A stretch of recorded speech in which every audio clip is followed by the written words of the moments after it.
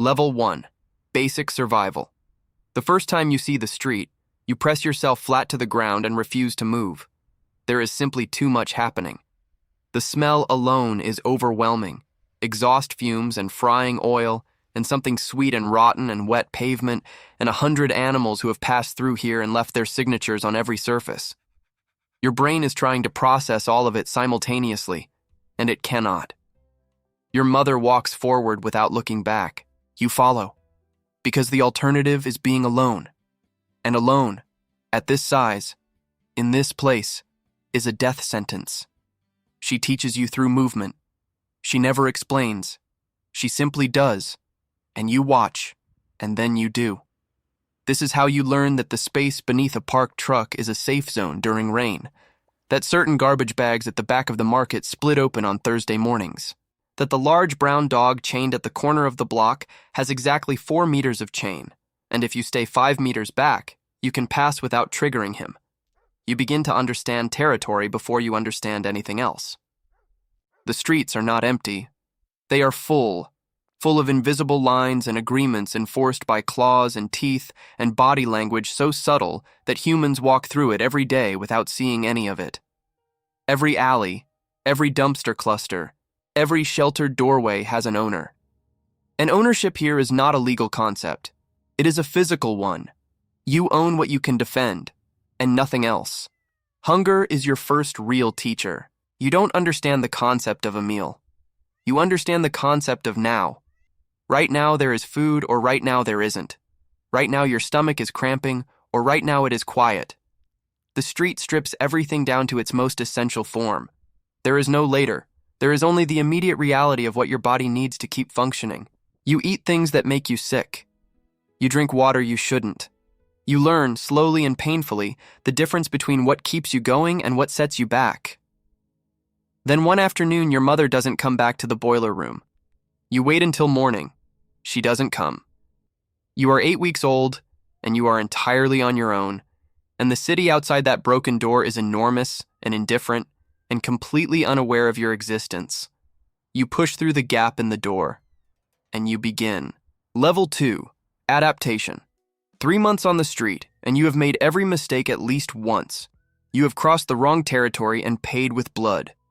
You have eaten from a bag that turned out to be treated with something toxic and spent 2 days shaking under a parked van, unable to keep water down. You have been chased by children, kicked at by a shopkeeper, sprayed with water from a hose by someone who seemed to enjoy it. You have also learned something that no predator, no cold, no hunger ever teaches you directly. You have learned to read human beings. This skill might be more important than any other you develop. Humans are the dominant force in this environment. They control the food sources.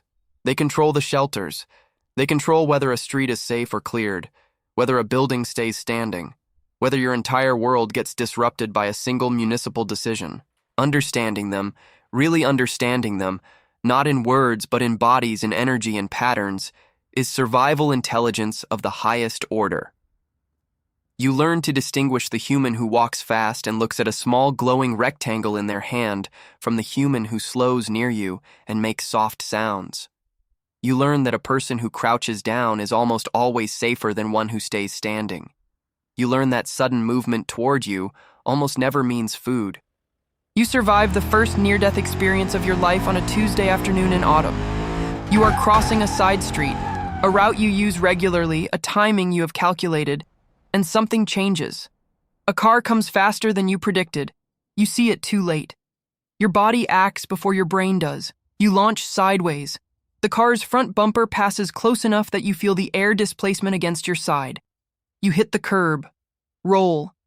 Stop. For 5 full seconds, you don't move. Then you stand up. You shake yourself. You continue walking.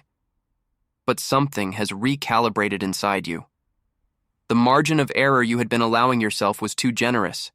The confidence that had been building. That quiet, young arrogance of a cat who had survived several months and started to feel like those months meant something. That gets reset completely. Survival doesn't reward confidence. It rewards precision. Level 3, Mastery. You are 18 months old and you hunt like water moves. There is no announcement. No tension you telegraph. No wasted preparation. You simply flow from stillness into motion, and the motion is complete and finished before anything around you has time to react. A rat that leaves its route by half a step. A pigeon that lands 2 feet closer than it intended. A piece of fallen food that 2 other cats are moving toward. You are there first, and you are already gone before they finish understanding what happened. You have a territory now. 4 connected blocks. You know every entrance and exit to every building on them.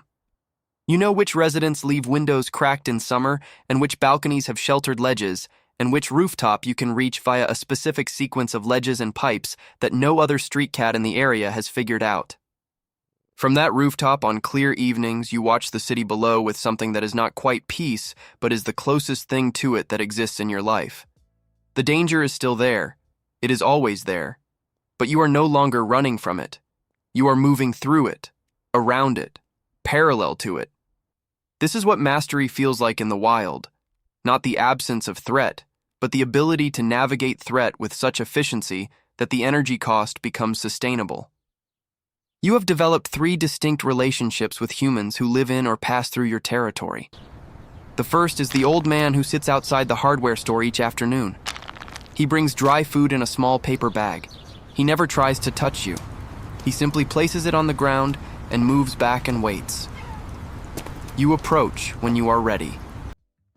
There is a mutual respect in this arrangement that requires no words. The second is the teenager who throws things at you occasionally. You have mapped his schedule with perfect accuracy, and you are simply never visible to him during those windows. The third is the woman who called someone once. You saw a van come, with a cage in the back. You watched from 2 buildings away.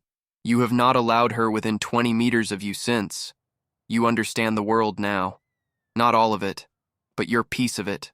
Completely. Level 4. Peak. Somewhere in your second year, you reach a state that is difficult to describe because it has no equivalent in human experience. You are operating at the absolute ceiling of what your body and instincts are capable of. Every sense is calibrated. Every system is running efficiently. Your coat is dense and even. Your weight is exactly what it should be. Lean enough for speed, substantial enough for warmth and endurance. Your injuries have healed, and the scars they left have only refined your movement. Forced adaptations that turned out to be improvements. You are not safe. You will never be safe. Safety is not a concept that applies to your existence, but you are formidable. Other cats feel it before they see it. Something in your posture, the way you occupy space without apology or anxiety, the steadiness of your gaze. A young cat who wandered into your territory last spring took one look at you from 12 feet away and reversed direction without a sound. You didn't move. You didn't need to.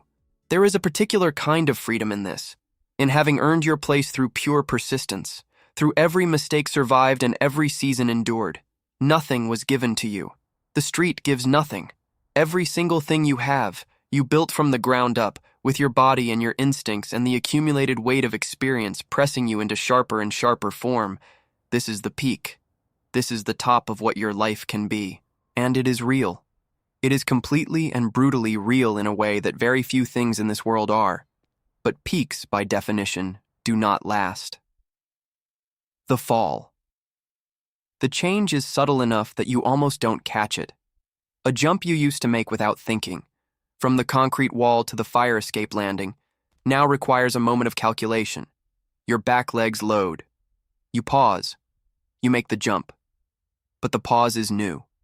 The pause is information you don't want but cannot ignore. You are 2.5 years old, which on these streets is not young. The second winter of your full adulthood comes and it rearranges things. A brutal cold snap in February drives the rats deeper into the drainage system where you cannot efficiently follow. The hardware store closes. The old man stops coming. The food source you had carefully relied on as a supplement disappears overnight. No explanation, no warning. The city simply changes around you the way the city always has, indifferent to the systems that living things build around its rhythms. A fight you cannot avoid, a new cat, male, large, pressing into your territory from the south, costs you more than it should. You win. But winning takes 20 minutes of sustained confrontation that would have taken 5 minutes 18 months ago. You eat and sleep for almost 2 full days after. Your body is sending messages now that it never sent before. Not catastrophic messages, not the message that says this is the end, but the message that says the account is being balanced, that all of those cold nights and bad meals and high-speed escapes and territorial battles and near misses, all of it is being tallied. The street has been keeping score the entire time. You rest more. You patrol less. You choose your confrontations more carefully. Not from wisdom alone now, but from a new understanding of what each confrontation costs. The territory shrinks slightly, not because you've been defeated, because you've become strategic about what you can realistically maintain. And some mornings, when the light comes in cold and gray, and you are stiff against the concrete, you stay still for a long time before you rise. There is a morning in early spring, your third spring, where you climb to the rooftop you discovered as a young cat, and you sit at the edge and you watch the city begin. The sun comes up slowly. The streets fill gradually. The sounds layer on top of each other. Distant traffic, a market opening, birds, a child's voice somewhere below.